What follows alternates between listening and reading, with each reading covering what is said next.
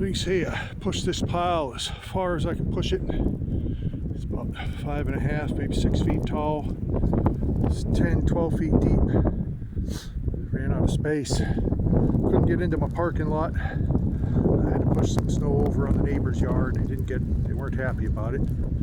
But it's the only way I could get into my parking lot. As soon as I could push a pile far enough this way to cut across into the parking lot, I did.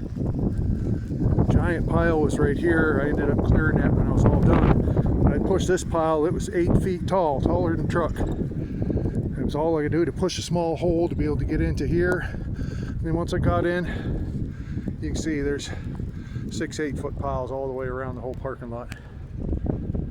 I feel bad that the guy and his wife got upset that I put a little snow in her yard, but literally there was nowhere else to put it. I could have maybe pushed it the other direction into the pickleball court yard, but when I did that last year, somebody complained about that. So I don't know who complained. Maybe it was the neighbor across the way. Maybe I don't know who did. So I did what I thought I could.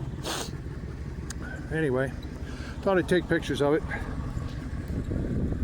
Hopefully I can make it up to it. Make sure I'm a good neighbor if there's any damage to their lawn.